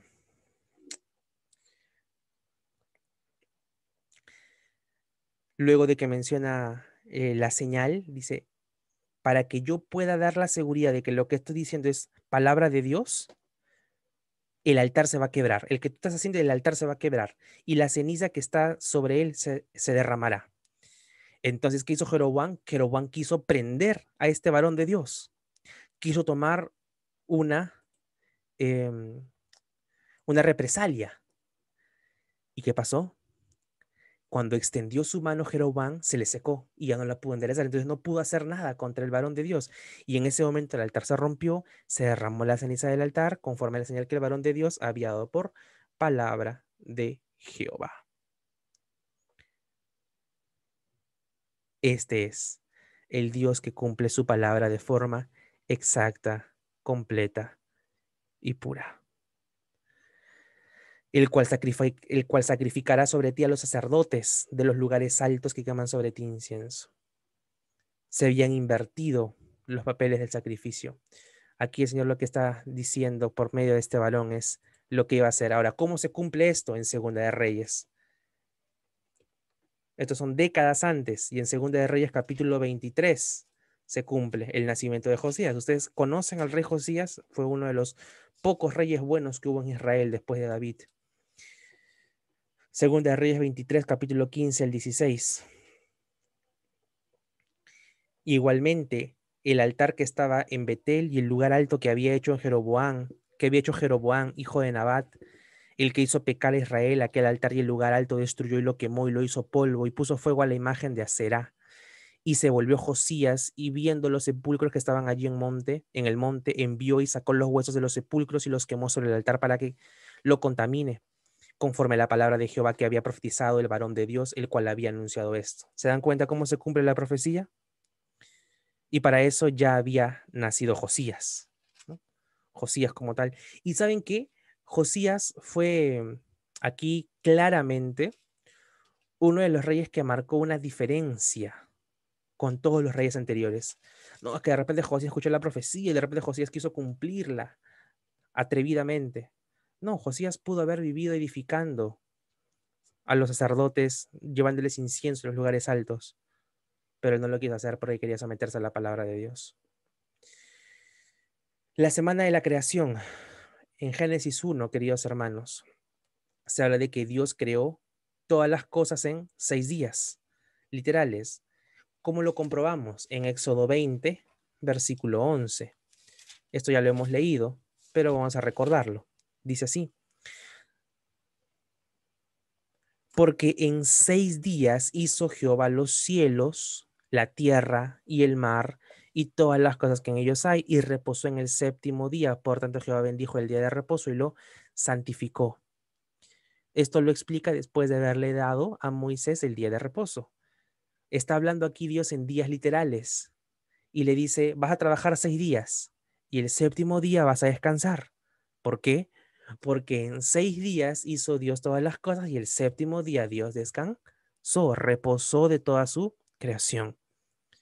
Dios bendijo ese día y lo santificó. ¿Se dan cuenta cómo aquí se confirma ello, hermanos? Que Dios habla de 6 días literales y no lo estamos sacando de nuestra propia conclusión. La historicidad de una atrocidad. Vamos a ver algo muy lamentable que Dios había profetizado para su pueblo si es que ellos se alejaban. Vamos a leer Deuteronomio 28. Yo les pido que me acompañen a Deuteronomio 28. Si es que nos llegamos a pasar algunos minutitos, hermanos, les voy a pedir su comprensión. No estoy diciéndole cosas que no les vayan a servir, les van a servir enormemente, hermanos. Deuteronomio 28. Deuteronomio 28.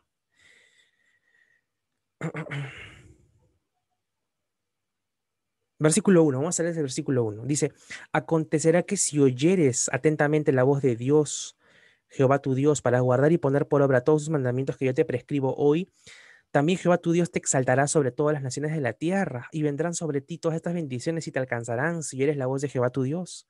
Bendito serás tú en la ciudad, bendito tú en el campo, bendito el fruto de tu vientre, el fruto de tu tierra, el fruto de tus bestias. Bendita será tu canasta, bendito serás tú al entrar, bendito al salir. Jehová derrotará a tus enemigos. Jehová enviará su bendición sobre tus graneros. Te confirmará como pueblo santo suyo. Todos los pueblos verán de que el nombre de Jehová es invocado sobre ti y te temerán. El versículo 13, te pondrá Jehová por cabeza, no por cola. Estarás por encima solamente y no estarás debajo si obedecieres los mandamientos de Jehová tu Dios que yo te ordeno hoy para que los guardes y los cumplas. Uno lee esto y dice, wow, amén, el Señor me va a poner por cabeza y no cola, Dios me va a bendecir, amén, yo creo todo, lo voy a enmarcar, lo voy a publicar, lo voy a imprimir, lo voy a pegar en las paredes de mi casa. Uno puede emocionarse y hacer ello, pero recordad que esto era condicional, dice aquí el versículo 14, y si no te apartares de todas las palabras que yo te mando hoy, ni a diestra ni a siniestra, para ir tras dioses ajenos y servirles. Esto quiere decir que era condicional. El pacto mosaico es condicional. Todos los demás son incondicionales, pero este es condicional. El versículo 15, pero acontecerá que si no oyeres la voz de Jehová tu Dios para procurar cumplir todos sus mandamientos y sus estatutos que yo te intimo hoy, que vendrán sobre ti todas estas maldiciones y te alcanzarán. Y a partir de allí comienza a relatar toda la serie de maldiciones. Miren, si ustedes se dan cuenta, 14 son las bendiciones que uno puede esperar y decir, wow, o sea, es todo lo que necesito. ¿Para qué quiero más? Aquí está todo lo que yo necesito. El Señor me va a bendecir de manera grande si es que yo me mantengo fiel a sus estatutos. Pero si yo le desobedezco, miren la gran cantidad de maldiciones que se relatan hasta que llegamos al versículo 57. Al recién nacido que sale de entre tus pies y a sus hijos que diere a luz, pues los comerá ocultamente por la carencia de todo, en el asedio y en el apuro con que tu enemigo te oprimirá en tus ciudades. Juan Diego, parafrasea por favor porque no entendí, me perdí. Ok, hermano, no te preocupes. Lo que está diciendo aquí es de que si tú, la que le está diciendo al pueblo es que si desobedecía y se apartaba de la ley de Dios, al recién nacido que salía de tu vientre, te los vas a comer. Te los vas a comer ocultamente por el hambre, por la carencia que va a estar ocurriendo en aquel entonces, en el asedio y en el apuro con que tu enemigo te oprimirá en tus ciudades. Si tú no me obedeces, van a venir naciones extranjeras y te van a dejar sin comer nada. Vas a estar muriéndote de hambre que te vas a tener que comer a tus bebés. Ah, Juan Diego, es que eso lo dice simbólicamente, pues Juan Diego, porque el Señor quiere darnos cuenta de cuán santo es Él y cuán importante es obedecerle. Así, simbólicamente, yo también quisiera creer ello. Bueno, en el versículo 58 nos explica una razón. Si no cuidares de poner por obra todas las palabras de esta ley que están escritas en este libro, temiendo este nombre glorioso y temible, Jehová tu Dios. Dios siempre da la razón. Dios es santo. El pueblo de Israel no había hecho nada para que Dios lo salve. Dios lo salvó por pura gracia. Lo mínimo que Dios estaba exigiendo era la santidad y la fidelidad hacia su pacto. Y recordemos que todo ello preparaba el camino para el Mesías. Ahora, vayámonos a Segunda de Reyes, capítulo 6, versículo 28 y 29. Segunda de Reyes, capítulo 6, versículo 28 y 29.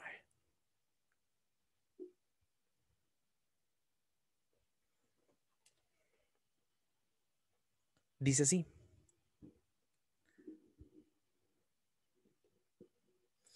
Y pasando el rey de Israel por el muro, una mujer le gritó y dijo, salva, rey, señor mío. Y él dijo, si no te salva Jehová, ¿de dónde te puedo salvar yo? ¿Del granero o del lagar? Y le dijo el rey, ¿qué tienes? Ella respondió, esta mujer me dijo, da acá tu hijo y comámoslo hoy, y mañana comeremos el mío. Cocimos pues a mi hijo y lo comimos. El día siguiente yo le dije, da acá tu hijo y comámoslo. Mas ella ha escondido a su hijo. ¿Se dan cuenta, hermanos? Que se cumplió la profecía tal cual Dios había dicho en el libro de Deuteronomio que acabamos de leer, si el pueblo desobedecía a la ley del Señor. El pueblo cayó en un terrible momento de crisis, en una terrible hambruna, y le están presentando la queja al rey. Rey, yo tenía aquí a mi amiga, a mi vecina, ambos con nuestros hijos recién nacidos, y ella me dijo, hay que comernos a tu hijo hoy y mañana nos comemos a mi hijo. Y dice el versículo 29, cocimos pues. ¿Qué quiere decir cocimos? Que metieron al bebé en una olla hirviendo para que se lo coman. Sé que esto suena terrible, esto suena atroz, pero esto nos lleva a entender, hermanos, de que todo lo que Dios dice se cumple. Todo lo que Dios promete se cumple. ¿Y Dios lo hizo esto por malo? No, Dios lo hizo esto por que el pueblo desobedeció y Dios ya se lo había advertido. Si ustedes se alejan de mi ley, esto es lo que va a suceder. Y ustedes pensarán de que estas mujeres conocían la profecía porque querían cumplir la profecía. ¿Quién en su sano juicio se va a atrever a comer a su hijo? Ustedes, mujeres, madres, ¿quién se va a atrever? ¿Quién se va a atrever? Y mucho menos, estas mujeres conocían la ley porque no tenían al alcance en ese momento, por tanta inmoralidad en la que se encontraban viviendo, no tenían una enseñanza bíblica de toda la ley. Y la ruta de un éxodo finalmente, hermanos. Esto es para que ustedes sepan de que a las promesas de Deuteronomio 28 que les gusta predicar a los falsos y posmodernistas oradores, sepan de que también hay maldiciones que ya se cumplieron y que fue dicha en su momento. Éxodo 14, 21. Éxodo 14, 21. Dice, y extendió Moisés su mano sobre el mar, e hizo Jehová que el mar se retirase por recio viento oriental toda aquella noche, y volvió el mar en seco, y las aguas quedaron divididas. ¿Qué está hablando? La forma en la que Dios iba a sacar al pueblo de Israel de la persecución de Egipto. ¿Y qué dice Isaías 63, capítulo 12? Vamos a leer. Dice así. El que los guió por la diestra de Moisés con el brazo de su gloria, el que dividió las aguas de delante de ellos, haciéndose así por nombre perpetuo. Está demostrando con esto, hermanos queridos, de que así de la misma forma como Dios los sacó de la tierra de Egipto y los guió, los condujo en cuidado perfecto, así también va a ser restaurado el pueblo de Dios cuando venga el Señor a reinar. ¿Sí? Y finalmente, hermanos queridos, ¿los autores del Nuevo Testamento usaron nuestra hermenéutica? Sí, por la misma razón. ¿Sí? Los autores del Nuevo Testamento también usaron nuestra hermenéutica y copien lo mismo que la diapositiva anterior del Antiguo Testamento. Lo interpretaron de acuerdo con el sentido original del texto. ¿Sí? De acuerdo al sentido original del texto. Recordamos nuevamente que el texto es inerrante y autoritativo. Esto lo vamos a ver ya de manera más profunda con la gramática. Es por eso que nuestra interpretación es literal, lo hemos visto, histórica, con la historicidad. Ejemplo de que la Biblia se cumple con una hermenéutica histórica, el nacimiento de Cristo fue anunciado siglos anteriores y esto lo vamos a ver aquí también. El tiempo de un verbo, ustedes anoten, yo se los voy leyendo. Yo quería nada más que me acompañen a Deuteronomio para que se den cuenta de la profundidad de la que estamos hablando cuando hablamos de esta hermenéutica literal histórico gramatical. Éxodo 3, 6, la contundencia de esta hermenéutica. Hay que considerar de que por siglos la iglesia se ha guiado por una interpretación alegórica. Es por eso que tendemos a interpretar la Biblia alegóricamente, naturalmente. Pero tenemos que entender la forma, la manera correcta de cómo interpretarla. Éxodo 3:6, yo se los leo. Y dijo, yo soy el Dios de tu padre, el Dios de Abraham, el Dios de Isaac, el Dios de Jacob. Entonces Moisés cubrió su rostro porque tuvo miedo de mirar a Dios. Aquí está hablando el verbo, ¿no?, que va a mencionar también Mateo en capítulo 22, versículo 32. Dice, yo soy el Dios de Abraham, el Dios de Isaac, el Dios de Jacob. Dios no es Dios de muertos, sino de vivos. Yo soy el Dios de Abraham. Yo soy, está hablando en tiempo presente y perpetuo. La persona de un pronombre. ¿A qué nos referimos con la persona de un pronombre? Escuche el Salmo 110, versículo 1. Bexilindo, una pregunta. ¿Por qué Gabriel no está? ¿Ha llegado tarde? Oh, está bien. Verso 1 del capítulo 110. Dice, Jehová dijo a mi Señor, siéntate a mi diestra, hasta que ponga a tus enemigos por estrado de tus pies. Y Mateo 22, 44 dice, dijo el Señor a mi Señor, siéntate a mi diestra, hasta que ponga a tus enemigos por estrado de tus pies. Está hablando aquí en la misma persona que estaba hablando el salmista David. Jehová dijo a mi Señor. Esa es una referencia, claro, el Salmo 110 es una referencia al Mesías, porque Jehová dijo a mi Señor.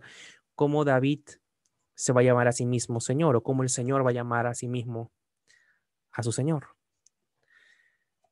Si es hijo de David, ¿por qué David lo llamaría Señor? Es lo que está tratando de explicar Jesús en Mateo 22, 44 y 45. Porque se está refiriendo al mismo Dios, al mismo Señor Jesús. Este Señor está hablando de el Mesías, de Jesucristo. Jehová dijo a mi Señor, siéntate en mi diestra. Y el versículo 44 lo está confirmando. Esto quiere decir que Jesucristo usó una hermenéutica literal, histórico, gramatical. ¿Se dan cuenta? Jesucristo, ¿a quién está citando? Primero había citado a Moisés en el versículo 32 de Mateo 22. Y en el versículo 44 está citando a David. El número de un sustantivo. Génesis capítulo 12, versículo 7. Quienes acordarán, ahí está la promesa que Dios le hace a Abraham. Génesis 12, versículo 7.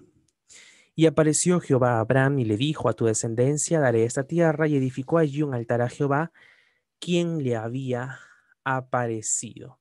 Y en Gálatas 3:16, Pablo hace esta referencia de manera exacta. Leemos, o se los leo, Gálatas 3:16. A Abraham fueron hechas las promesas y su simiente. No dice ya las simientes como si hablase de muchos, sino como de uno, y tu simiente, la cual es Cristo.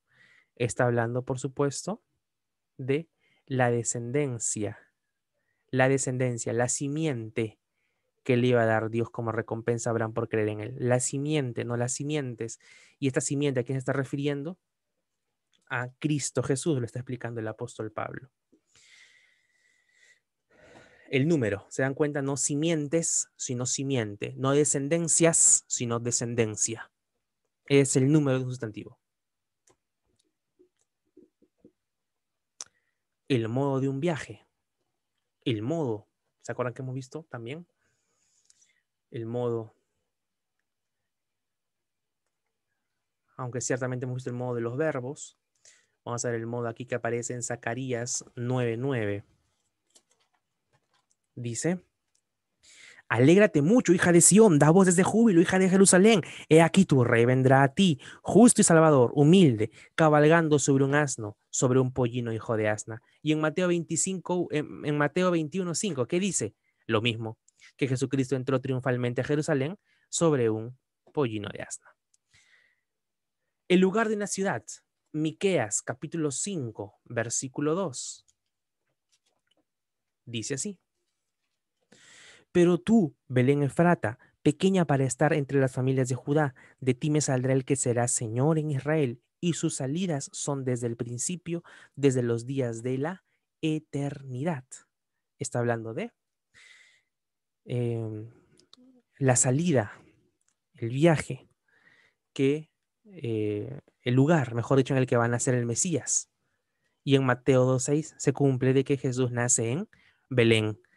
¿Por qué quiso? No, porque persiguieron, o mejor dicho, había una amenaza de persecución a todos los bebés, de asesinarlos.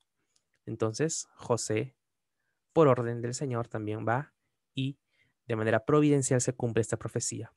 La historicidad de una persona, Génesis capítulo 2, versículo 20. ¿Qué ocurre aquí en Génesis 2, versículo 20? Y puso Adán nombre a toda bestia, ave de los cielos y a todo ganado del campo, mas para Adán no se halló ayuda idónea para él. Y en Lucas 3:38 observamos: hijo de Enos, hijo de Set, hijo de Adán, hijo de Dios. Se menciona que Adán fue el primer hombre creado, y en la terminación de la genealogía de Lucas 3 se menciona a Adán, el último hombre de la genealogía, por ser el primero que fue creado por Dios.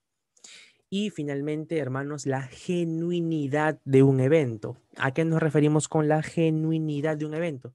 De que un evento es genuino, ¿sí? De que un evento es tal cual como el Señor lo planteó. ¿Qué sucedió de Génesis 6 al 9? El diluvio. El diluvio no fue un maremoto, no fue un tsunami. El diluvio no fue un desborde del río Rímac. El diluvio fue un diluvio, o sea, se inundó toda la tierra tal como Dios lo dijo.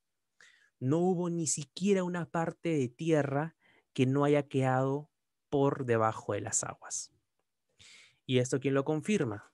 Pedro. ¿En dónde? Su segunda carta. Segunda de Pedro, capítulo 3, versículo 6. Dice, por lo cual el mundo entonces pereció anegado en agua. Y allí se encuentra, hermanos queridos, el sustento de nuestra hermenéutica. Van a tener la repetición, subida mañana mismo. Mañana mismo la van a tener ya disponible para que ustedes puedan volver a estudiarla, las diapositivas, todas completas, para que ustedes entiendan lo importante que es la hermenéutica, la importancia de estudiar la palabra de Dios según lo que la misma palabra del Señor nos muestra. Todo, hermanos, lo que yo vengo recibiendo, no en el seminario, no le digo amén necesariamente a todo. Hay cuestiones en las que yo también reflexiono, profundizo y compruebo. Y hoy puedo estar con la seguridad de que nuestra hermenéutica debe ser esta, una hermenéutica histórico, gramático, literal. Esta hermenéutica es la que usó Cristo, esta es la hermenéutica que usó Pedro, Pablo, Juan, es la hermenéutica que usaron los profetas. Esta es la hermenéutica. Traten de tener esto siempre en su mente, la hermenéutica histórico, gramático, literal, literal, histórico, gramatical, histórico, gramático, literal, al revés, como me gusten decirlo, en el orden que quieran decirlo, pero es importante que sepan de que la Biblia se interpreta literalmente, tomando en cuenta su contexto histórico y su contexto gramático.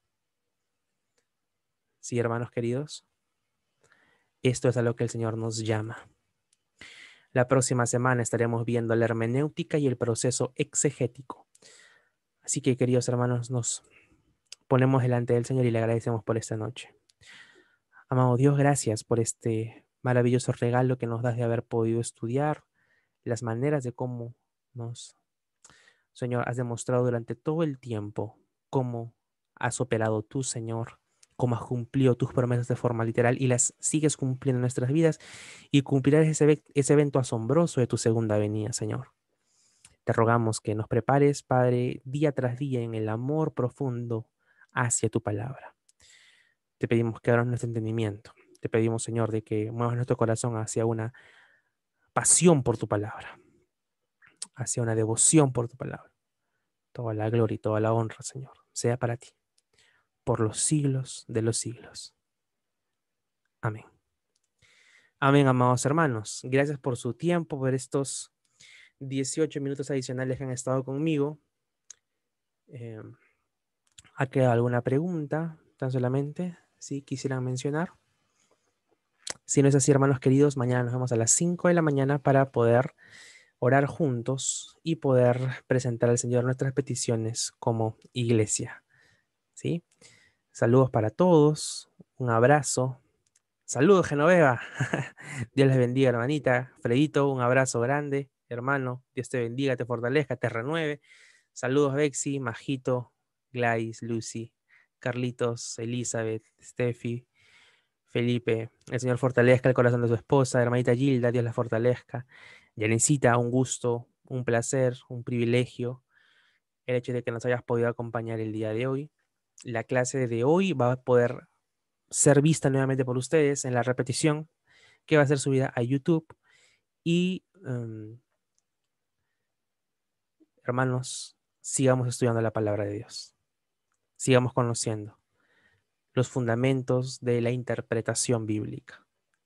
Si es que queremos realmente crecer bíblicamente, necesitamos aprender esto, hermanos queridos. Si queremos crecer doctrinalmente, necesitamos estos principios. Si ustedes quieren quedarse así desnutridos espiritualmente, ignoren todo lo que les he dicho. Pero ustedes quieren crecer fuertes, sólidos, así como cuando éramos niños nos alimentábamos bien. Nuestras madres, nuestros padres eran insistentes con la alimentación. Así también soy yo. Insistente, persistente en este llamado, hermanos, a que ustedes puedan conocer las formas de interpretación bíblica y que nos demos cuenta ciertamente que hemos estado anteriormente, sí, recibiendo quizás palabras del Evangelio, pero no comprendiendo por qué se nos enseña de la forma en la que se nos enseña. Así que esto sea un incentivo a que ustedes conozcan más la palabra de Dios, abracen la palabra de Dios y se deleiten en ella, en el único Dios verdadero, que comprueba que realmente lo es. Allí tienen toda la evidencia, hermanos, en los versículos que les he dejado, tienen toda la evidencia. Créelo con todo tu corazón y ya durante la semana repásalo. La próxima semana estaremos aprendiendo acerca de cómo elaborar un correcto proceso exegético considerando el contexto, la observación, el estudio de palabras, las traducciones de la Biblia, etcétera. Hermanos queridos, Dios los bendiga, Dios los fortalezca. Ya nos estamos viendo mañana a las 5 para orar juntos. Saludos una vez más, hermanos. Chao, Blanquita. Gracias una vez más por la sala, por proporcionarnos ello. Nos vemos, Felipe. Dios los bendiga, Gracias, hermano. hermano. Muchas gracias, muy amable. Gracias por la palabra. Y también por esos alcances políticos, ¿no? Que muchas veces desconocemos. Bendiciones, hermano. Dios los bendiga. Dios los bendiga, hermanos. Nos vemos, hermanita Genoveva. Saludos, hermanita. Hermanito Juan Diego, bendición. Dios la bendiga, hermanita. El Señor los fortalezca. Nos vemos, hermanos. Nos vemos mañana a las 5. Blanquita, programa, Hermana por Lucy. favor, la reunión.